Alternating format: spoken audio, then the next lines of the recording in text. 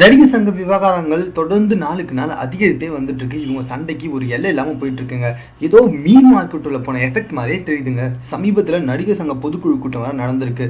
இதே விருது வழங்கும் விழா அப்படி இப்படின்ட்டு கொஞ்சம் கோலாகலமா தான் நடந்து முடிச்சிருக்கு.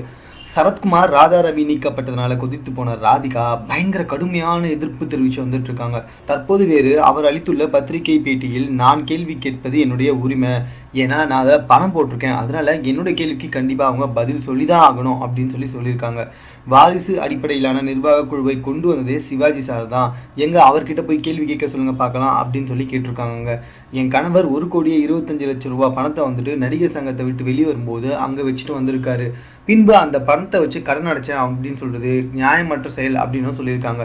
கிரிக்கெட்டுக்காக 14 கோடி திரட்டினாங்க, ஆனால் அதில் 6 கோடி நடிகர்களோட மேக்கப்கே சரியாக போச்சு அப்படின்னு சொல்லிட்டு அவங்க சொல்லியிருக்காங்க. ஏங்க விளையாடும் போது யாராவது மேக்கப் போடுவாங்களா அப்படின்ட்டு சரமாரியாக கேள்வி கேட்டே வந்துட்டு இருக்காங்க. அவர் நடிகர் சங்க கட்டிடம் கட்டுவார், ஆனால் திருமணம்லாம் செய்வார் அப்படின்னு சொல்லிட்டு நம்பவே முடியாது.